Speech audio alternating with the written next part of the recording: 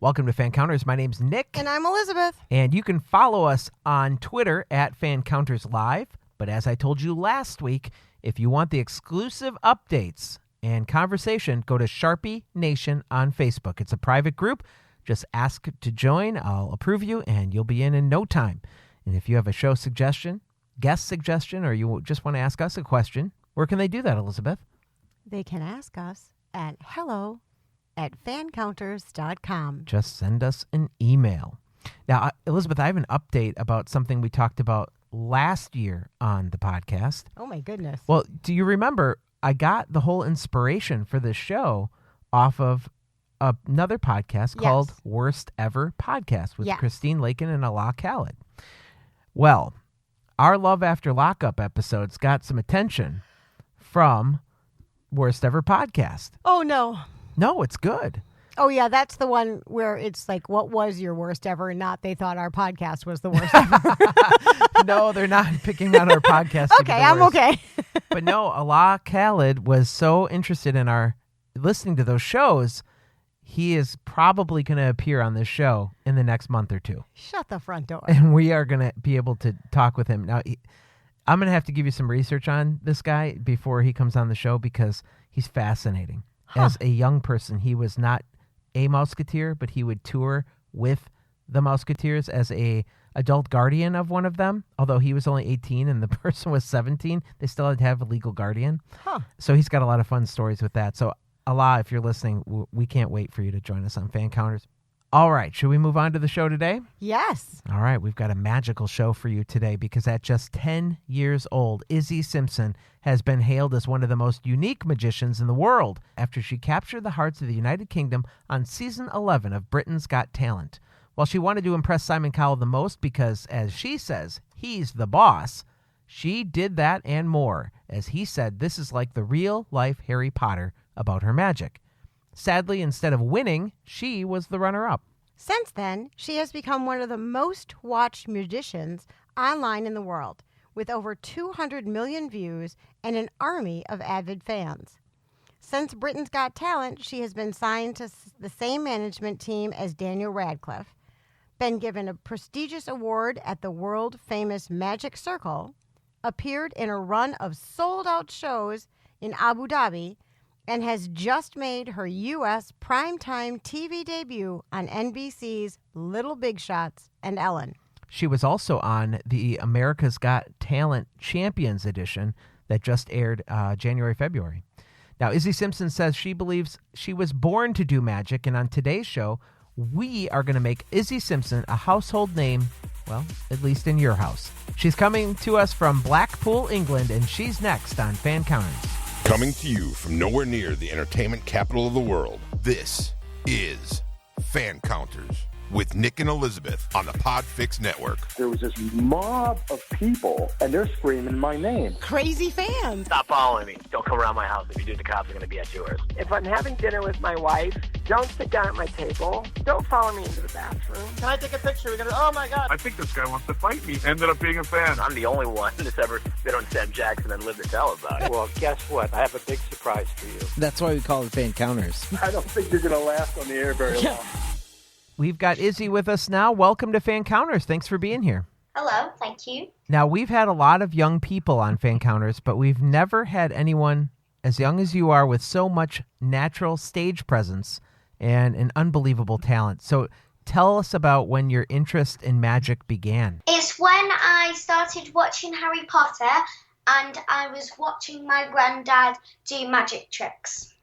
That's when I first got into magic. And about what age were you? I was about 8. Okay.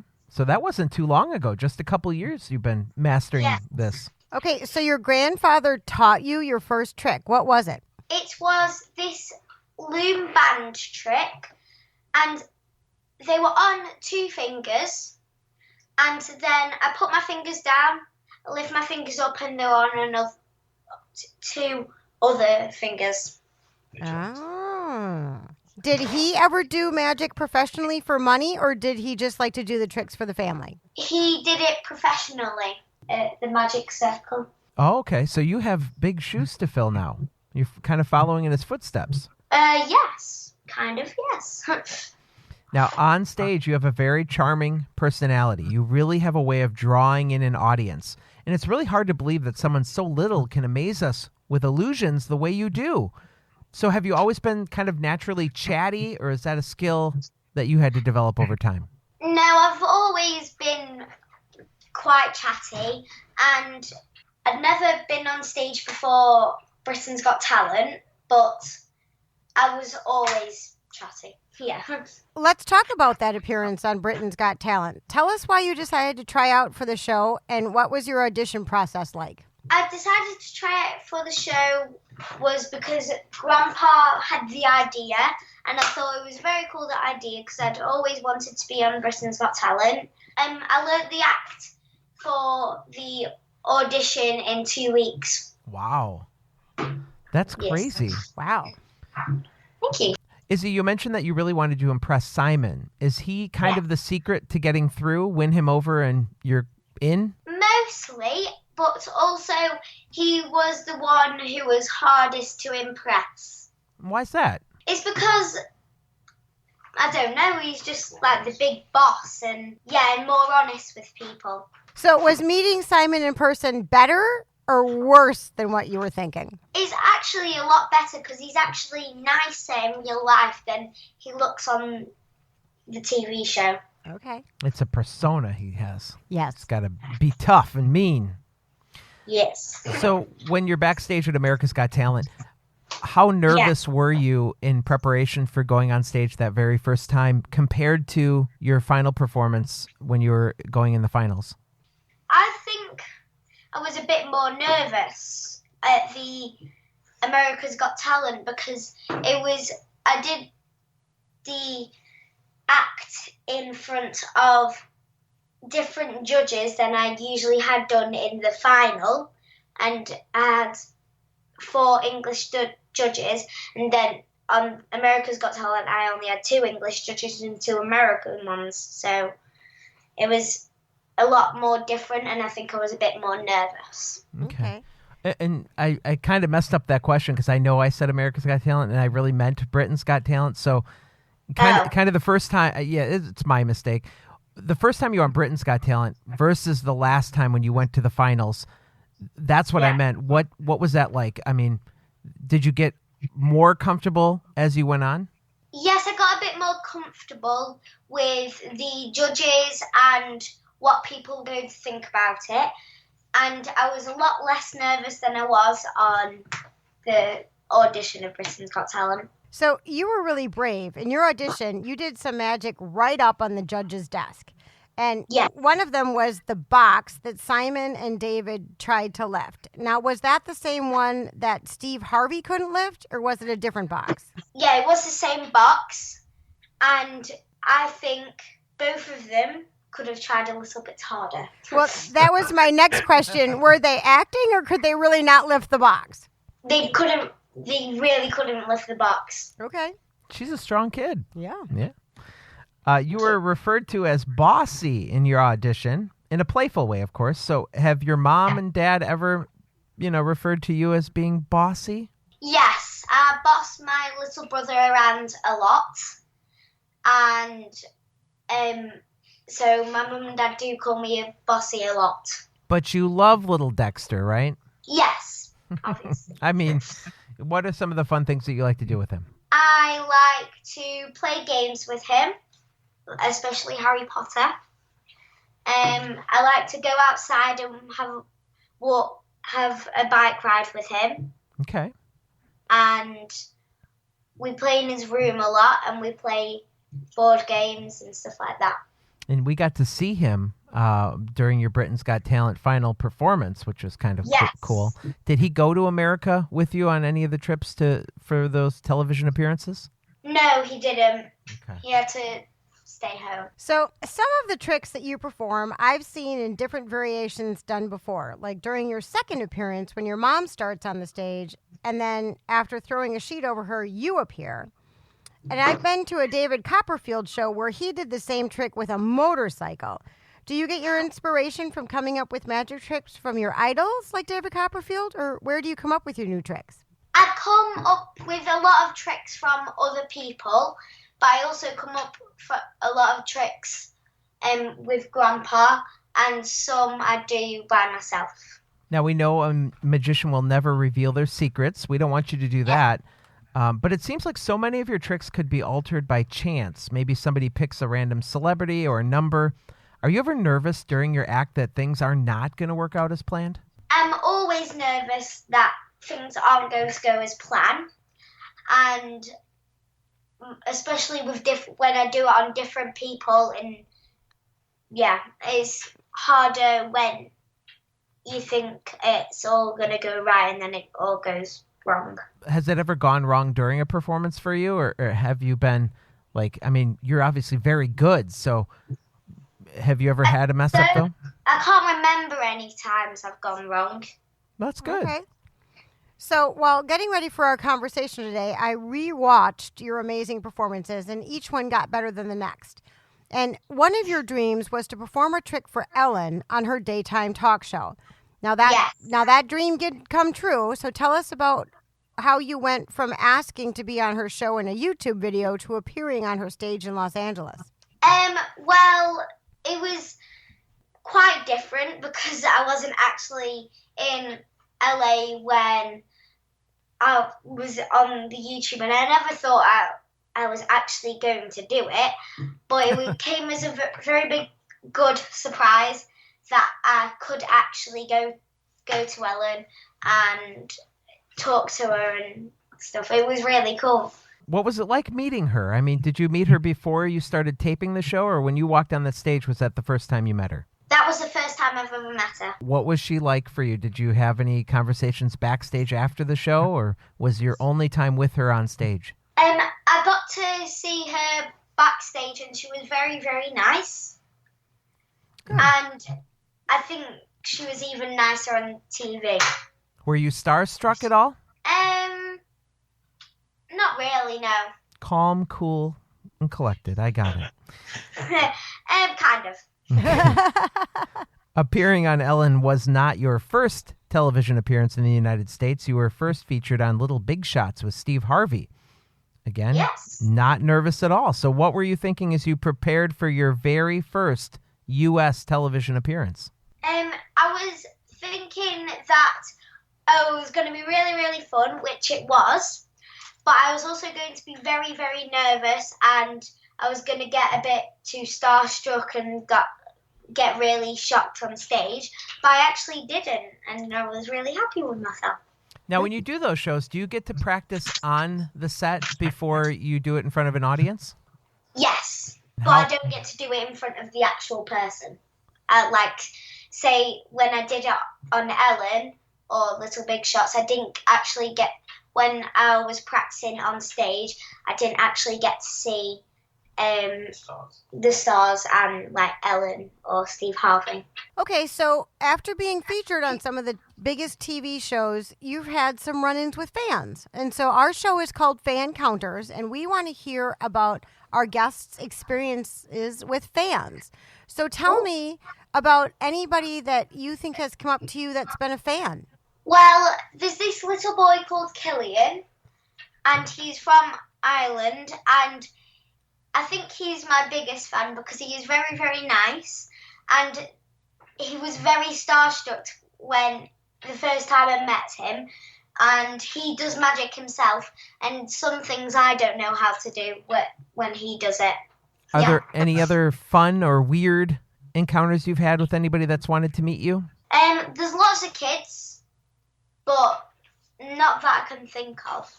Okay. Nobody's really pushing you to give them your secrets or anything, huh? Not many people. Most people are very, very nice. But some people say, how do you do it? And stuff like that. And you're just like, it's magic. Yes. Now, we know that you're a huge Daniel Radcliffe fan. And Daniel, of course, played Harry Potter. And you recently revealed on America's Got Talent, the Champion show, that he called you. We want to hear. We want to hear it all. Tell us about that call. That was backstage at the Ellen DeGeneres show, and I wasn't really expecting it, and it was really weird. So what did he say to you? What did you say back? Well, he said like, "Oh, I've heard you've gone on Ellen. I wish you a lot of luck."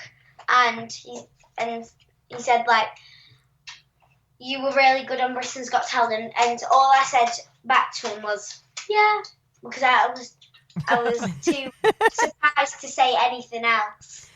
Now, you and Daniel have the same talent agency. So is that how the two of you have met? No, they haven't met. Oh, you haven't met? So we haven't met, no. But that's how he called me, yes. Okay. Yes, but how is this possible? They have to get you two together at some point. Yeah. Hopefully, that would be even scarier and cooler than it was calling him. I bet I'll say even less than yeah.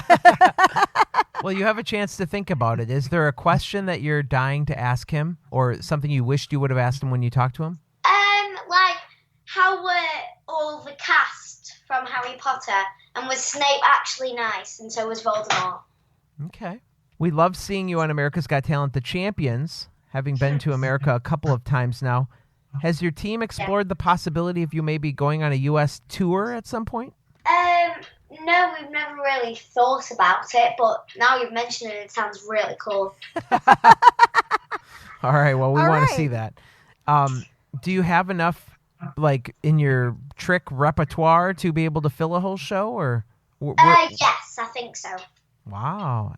Because you did some shows in, and I don't know how to say it. You said it really wonderfully in the opening, Elizabeth. Abu Dhabi? Yeah, you were there, right? Yes. And how was that? And I did 2 shows for a week, 2 shows every day for a week. Nice. It was really, really fun, but I did the same trick every time instead of doing the different tricks, Okay. which, yeah. How long were those shows that you were doing there? How long did they last? About 30 minutes. Okay. And they were like the best, some of the best people who have been on Got Talent from all over the world. And one of the men on America's Got Talent, the champions, Kenichi, he was in Abu Dhabi with me as well. Very cool. So that was the second time I'd seen him. It was really cool. Now, when you're traveling, who goes with you? My granddad and my mum. What did you like best about the United States when you were here? Earth Cafe. That was so good. And the hot weather. Okay. You mean the cafe, like a certain restaurant? Yeah, we went there every morning for breakfast. I mostly had waffles, and it was Earth, but it's spelled a different way. But it was really nice. Okay. And what's your favorite food to eat when you're back home in England? Bacon sandwich. A bacon sandwich? Is it just bacon? Yes. Is it just bacon and bread? Yes, and butter and tomato ketchup. Oh, so ketchup, butter, and bacon. Yes. That sounds very strange to us. I would put syrup on that. or an egg. I sometimes have syrup on bacon, but I mostly have it on bread. All right, now I have a very important question for you, Issy. It's probably the most important question of this whole entire interview. No, it's not. No, I'm serious. Los Angeles is my favorite place to go because of one restaurant, In-N-Out. Tell me, when you were there, you had an In-N-Out burger. Yes, we did. Yay. We did. It's our first trip. Now, did you know about the secret menu when you went? No. Oh, Izzy, you missed out. I don't know about the secret menu. Next time you come to America and you go to In-N-Out, you get a burger and ask for it animal style. Because what they do is it's a secret sauce, and it's got like chopped fried onions in the sauce. And they can even animal style French fries for you too. And it's Oh, that sounds so good. amazing. Huh. See, now I'm teaching you and the rest of our listeners about the secret. Because, I mean, an In-N-Out burger is good, but it's amazing animal style. That's all I have to say. Okay. Okay. Thank you for that tip. We are. Go ahead, Izzy. I might be going to New York in April. Oh, that would be fun. Can you tell us what for? I'll try In-N-Out burger then. Okay. Can you tell us what you're coming to New York for? It's It's a secret. Okay. That's okay. It's for a TV show, though. There we go. Excellent. Yeah, we understand. So we assume you're constantly working on new material for your act, which takes time. Comments on America's Got Talent message boards have been critical that you did the same act as you did 2 years ago on Britain's Got Talent. Can you tell us? You did or did not? I did. I did do the same act. So why did you choose to do the same one for both? Because Simon really liked it every time. Okay. And he thought it was really funny as well. Okay. You've been in the spotlight now for about 2 years since appearing on television. Tell us what you like about being somebody that people might recognize. I like it because it makes some of my tricks make people go wow and gasp. And it's really nice and I really like it. And also when I'm going on TV shows, the people like who host it and who are like cameramen and stuff like that, they are really nice to me as well. Is it amazing to you that when we read in our opening that you've had over 200 million views on YouTube? What is it? What do you think about when you hear that number? It's a very big number. I've never heard of anyone who's counted up to it, and but it's breathtaking. It's really, really fun to have 200 million people watching my videos. Now, are there some drawbacks to being recognized by the fans? I don't think so, no. So when you're not working on your magic, what do you like to do in your free time? I like to read Harry Potter books, yes. And I also like to play with my friends. I like to play with Dexter, and I like to draw a lot. Now, we're always curious about how our young stars that we talk to go to school when they're either traveling or performing. So are you in regular school? Yes, I don't go to any private school or anything like that. So do you I just go to a regular school. So do you have a lot of crazy makeup homework when you do these trips? Yes, I did this year with my new teacher.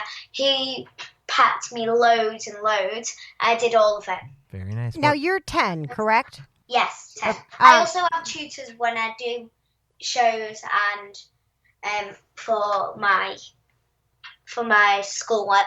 So we're curious about, so you don't actually do actual homeschooling. You're just trying to put your schooling together from going to actual school and then tutors. Yes. Okay. I don't do any homeschooling or anything like that. All right. What do you think your friends or your classmates think about every time you appear on TV? They think it's really, really cool. And they love the people I go and meet and talk to. And I like doing my magic on them sometimes. And they're really shocked every time I do it. Do any of them treat you differently? No, not differently than they would. Okay. Now, if another young person wants to get involved in magic, what advice would you give them to be successful at it? Keep practicing and go to the library to look up some magic books and keep practicing. I know I've already said that, but that's one of the main things. Now, I was really impressed with you when you brought out your books on television. Some of those books are pretty thick for a young kid. They were huge. So, I just read a book that it wasn't one of them, but I just read a book that had 766 pages in 2 months. You are 10. Yes. That's unbelievable to me. reading's always been something you've enjoyed then, I would assume. Yes. Our fans are always curious about what our guests are either watching on TV or streaming online. So if we looked at your DVR right now, even though the shows might be different because you're in England, what would we find? There is on Netflix. There is a show called Series of Unfortunate Events. Mm-hmm. Yep. And I just finished watching that. It was epic. I love it so much. And then there's also on Netflix, I watch Netflix a lot, there's Full House and Fuller House. Okay. Which is really funny. Yes, And I'm a fan, actually, of Fuller House. I watched Full House when I was a child. I am no longer a child. Now I watch Fuller House. it's really good, isn't it? Yes, I love it. So Yeah. you've watched the original Full House episodes? Yes, And watched all of them. wow. What do you think about the new series then compared? Was it kind Well, of cool? it's all about the kids when they were little, when they're grown up and they've got their own kids. But it's really heartwarming, but it's also very, very funny at the same time. And I don't think there's much difference, is there? No. Yeah, I agree. Just grown up. Netflix is bringing us all together. Look at that. That's Yes. very, very cool. What do you think you have coming up for the rest of the year that you can tell us about? I'm launching a website called Issy Simpson's Magic School. Oh, And I will teach on videos people how to do some amazing magic tricks. There you go. Cool. Awesome. That's very cool. Right now, your current website is just IssySimpson.com, right? Yes. All right. Are there other places we can follow your journey? There's Twitter, Facebook, and Instagram. Twitter is Izzy Official, and I think the rest is Issy Simpson Magic. And then there's YouTube, which is just Issy Simpson. And you can go and subscribe on that as well. So what kind of videos would we find on your YouTube channel? Are you doing tricks for us there, or is it just your performances? There's just magic tricks I don't get to teach you on YouTube, though. okay. No, we got to keep that as Just a performing them. fantastic. Now, do you do performances like from your home, or like I said, are they from your professional appearances and that kind of thing? What will we find? I do some from both. There is some while I am in America, some while I'm in Abu Dhabi, and some while we're at Grandpa and Grandma's. And when do you think you'll launch the Magic School? When do you think that'll become live? 6 weeks about. Okay. Great. Anything else you want to promote, or did we miss any good stories that you have that we didn't ask you about? Oh, there's the Universal. I went on the Harry Potter ride once, in the Harry Potter bit, and it broke down. No! Oh, shucks. We're upside down as well, weren't we? Yeah. We're upside down at the one pin willow bit. The thing broke down while we're halfway upside down. Oh my gosh, was that scary? Well, we could hear like distant voices over a megaphone, but we couldn't really tell what they were saying. And it was kind of scary because you were halfway upside down looking at the floor, but it was okay. And it finally started going again, didn't it? How long were you almost upside down also, for? For the Dementors bit, Grandpa kept scaring me. Oh, Uh, how long were you upside down for? About 5 minutes, 2 to 5 minutes. oh my gosh. That would be very scary, I would think. It was scary, but it was really fun as well. Did the ride end up finishing? Like, did you get to experience the whole thing? Yeah, we went on it 3 times. Wow, very cool. And then we went on the next time we went to America about 2 times, and then another 3 times the last time we went to America. And did you by chance go to the Warner Brothers studio tour when you were in LA? Yes. It crashed. It crashed? Yeah, we went on it on the trip to Ellen, Okay. and we went on it and it crashed onto the curb, and we had to stay there for about half an hour or 3/4 of an hour or something. And also at one bit, just after that bit, we're going into one of the Universal films, and we had to all go quiet because Ellen was filming, and we all had to stop and stay really quiet. The reason I was asking is that there's that museum they take you in, and there was a bunch of Harry Potter stuff. Now, this was like 6 years ago, but I don't think they changed the exhibit a lot.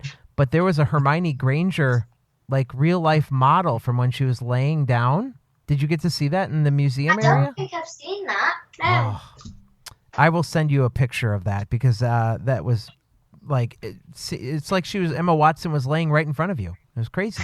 Weird. That's really cool. The next day after that, I got to go and see Steven Spielberg's casting agent, director thing, and the exact same lot where Ellen was, and they had like E.T. door handles, E.T. drawers, and they also gave me a DreamWorks jumper that wasn't being sold anymore. Nice. That's awesome. You got some swag when you're over here. That's good. Just talk about school real quick. Your favorite subject in school. Like, what are you really excited to go to school and do each day? Reading. I figured you might be reading. That's my favorite lesson. And also topic, because we're doing the ancient Egyptians at the moment. Well, Issy, thank you so much for being here. We definitely appreciate you joining us right after school. And Thank you. It's been very fun.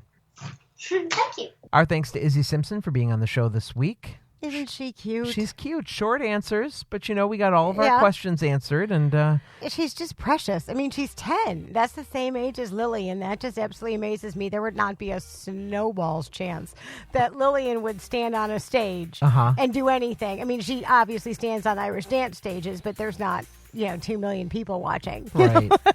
Yeah, her performances blow me away every single time. If you haven't checked out Issy Simpson, you can go to her website.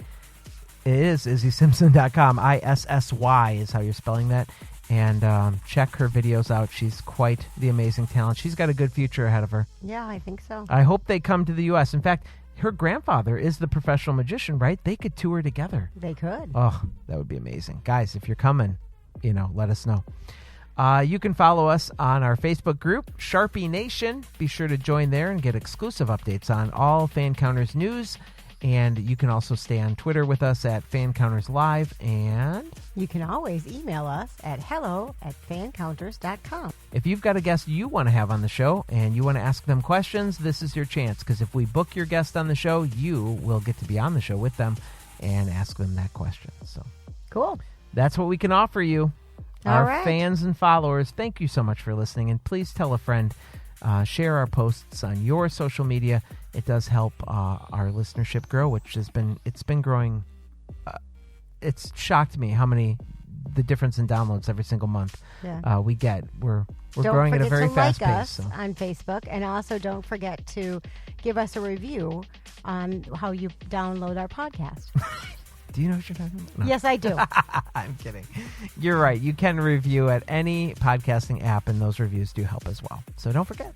We gave you a lot of homework, so we're going to let you go and get started. We'll see you next week. Bye-bye. Bye. I've been Issy Simpson. Thank you. Good night. This was a podcast from the PodFix Network. You can check out more shows like it at podfixnetwork.com.